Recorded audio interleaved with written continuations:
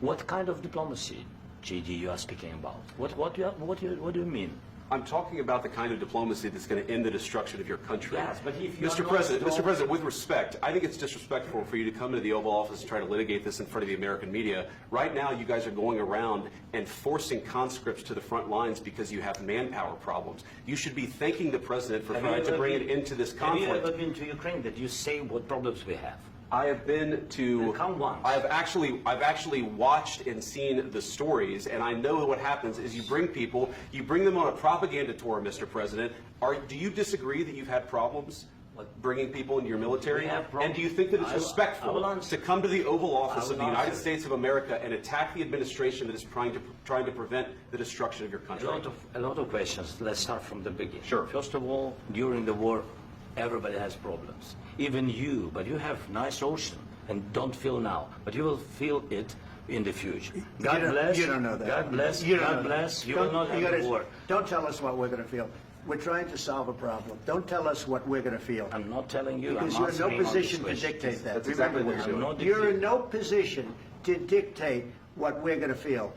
We're going to feel very good. You will feel influenced. We're going to feel very good and very You strong. will feel influenced. You're right now not in a very good position. You've allowed yourself to be in a very bad position, and he happens to be right about it. From the very beginning of the war. You're not in a good position. You don't have the cards right now. With us, you start having not cards. Playing cards. Right now, you don't. You're playing cards. You're I'm playing cards. Serious. You're gambling with the lives of war. millions of people. You're gambling with World War III. You're gambling with World War III. And what you're doing is very disrespectful to the country, this country, that's backed you far more than a lot of people said they should have. Have you said thank you once? A lot of times. No, in this entire meeting, have you said thank you? Today. You went to Pennsylvania and campaigned for the opposition in October. Offer some words of appreciation for the United States of America and the President who's trying to save your country. Please, you think that if you will speak very loudly about the war, He's not speaking loudly. He's not speaking loudly. Your country is in big trouble. Can I Wait a answer? minute. No. You've done a lot of talking. Your country is in big trouble. I know. You're not winning. You're not winning this. You have a damn good chance of coming out okay because of us. Mr. President, we are staying in our country, staying strong from the very beginning of the war. We've been alone, and we are thankful. I said thanks you haven't in been this alone. cabinet. You haven't been alone. We gave you, through I this said stupid president, $350 billion. You voted we gave for you your military equipment, and you voted men for are your brave, president. but they had to use our military. What am I If you didn't have our military equipment, if you didn't have our military equipment, this war would have been over in 2 weeks. In 3 days, I heard it from Putin. In 3 days, this is something Maybe new. less. In 2 weeks, of course, yes. It's going to be a very hard thing to do business like this. I tell you. Just say thank you. I said a lot of times to American people. Accept that there are disagreements, and let's go litigate those disagreements rather than trying to fight it out in the American media when you're wrong. We know that you're wrong. But you see, I think it's good for the American people to see what's going on. I understand, sir. I think it's very I understand. important. That's why I kept this going so long. You have to be thankful. You don't have the cards. Thankful. You're buried there.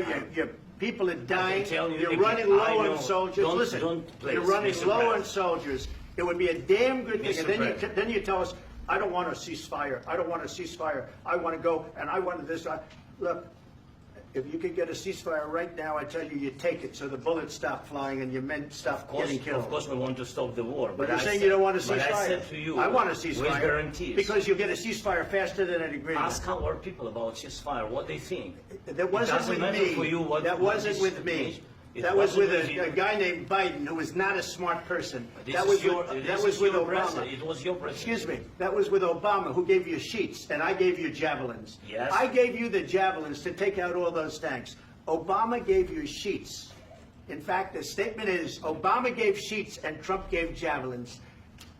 You got to be more thankful, because let me tell you, you don't have the cards. With us, you have the cards, but without us, you don't have any cards. One more question to Mr. Vice President.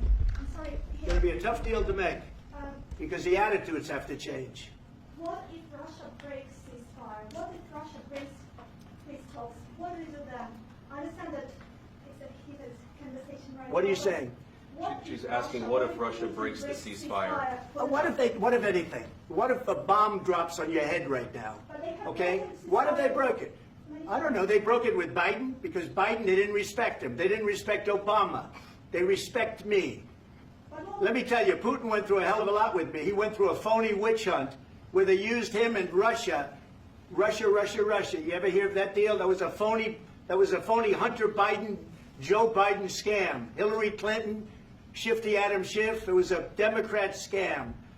And he had to go through that. And he did go through it. We didn't end up in a war. And he went through it. He was accused of all that stuff. He had nothing to do with it. It came out of Hunter Biden's bathroom.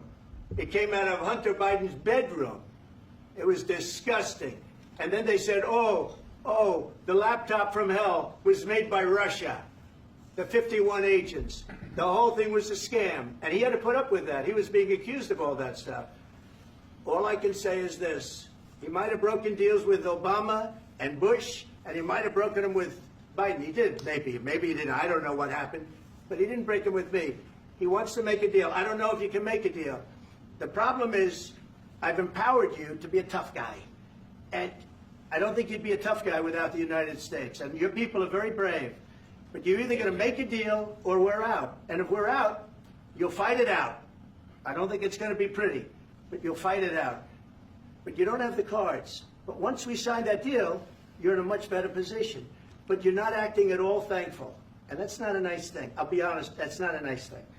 All right, I think we've seen enough. What do you think? This is going to be great television, I will say that. All right. We'll see what we can do about putting it together. Thank you, sir. I need the back of this. We'll see, Adam. All right, guys, come on. Wait, hey, let's go. Guys, come on, let's move, please.